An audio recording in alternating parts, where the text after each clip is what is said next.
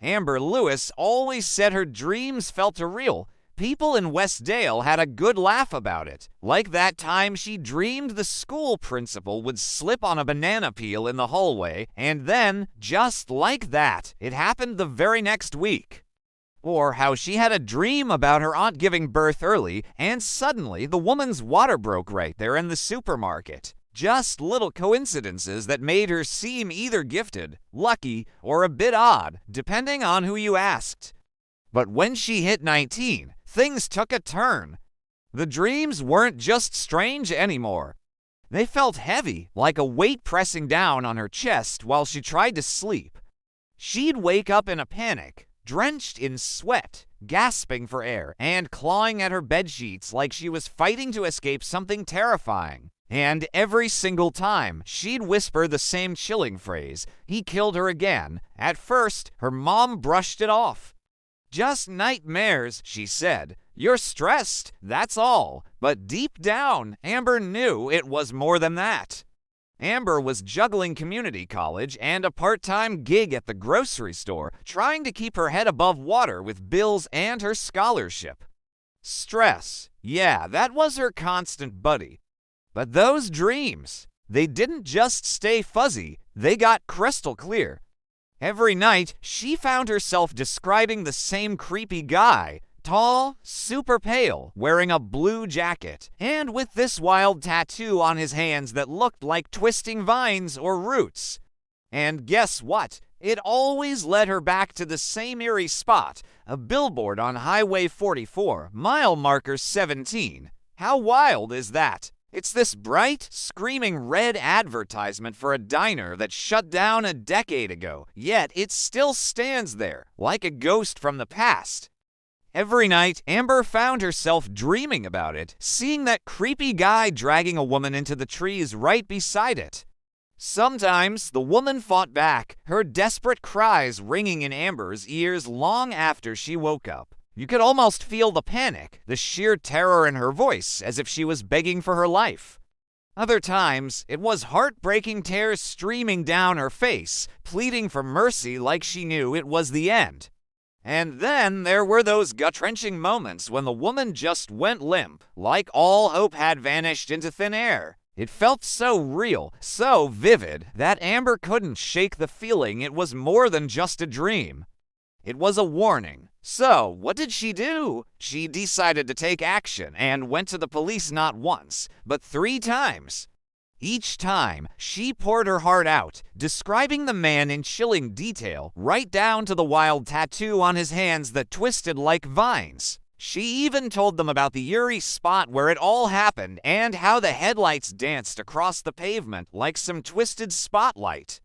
But instead of understanding, they just looked at her with those skeptical eyes as if she were just another kid with a wild imagination.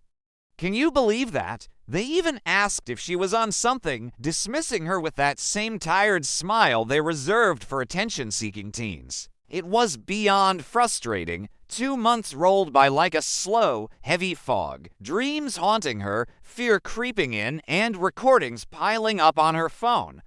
Amber was convinced her mind wasn't just playing tricks. Something eerie was definitely going on. Her best friend, Taylor, tried to be supportive, but even she couldn't ignore how Amber was slipping away, hardly sleeping, zoning out mid-chat, and obsessively scrolling through the news like it held the answers. Then, one fateful morning, the alert popped up. *** body found on Highway 44, mile marker 17. Female, approx. 25, condition withheld. ***, it felt like a punch to the gut, right? Amber just couldn't handle it when she saw that news alert. She fainted, and it was like the world around her just spun out of control. When she finally woke up in the hospital, she thought, "This is it. They'll finally believe me." But nope, 2 detectives were waiting there, and all they wanted to know was why she was so fixated on that spot. Seriously, they asked if she'd been there recently, or if she even knew the victim. Amber was absolutely desperate to show them her phone recordings, those eerie whispers that had been haunting her dreams for weeks. But they brushed her off like it was nothing. People say weird things in their sleep, one detective said, acting like that was the end of it. Can you believe that? How incredibly frustrating is that?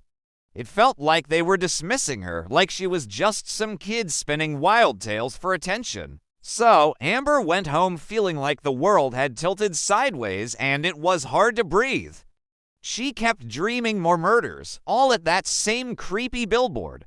Each time, her descriptions grew sharper and more vivid, like she was right there, not just watching but almost floating behind the killer. It was chilling.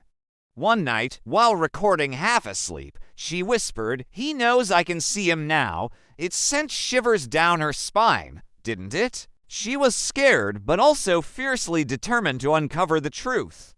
The dreams felt so real, like she was living in a nightmare that wouldn't end. And the thought that she might be the only one who could stop it, that was both terrifying and exhilarating. She didn't even remember saying it in the morning, but it lingered in her mind like a haunting echo. 3 days later, Amber didn't show up to class, didn't show up to work, didn't answer her phone. Her mother assumed she'd gone to Taylor's. Taylor assumed she'd stayed home. It took 12 hours for anyone to realize she was missing. Police came, searched, asked questions. Her room looked normal except for one thing. Her phone was on the floor, cracked, screen still glowing with the voice recorder app running.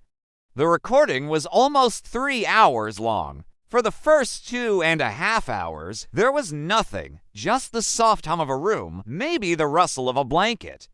Then breathing, slow, heavy, not hers, a faint thud, like someone stepping carefully.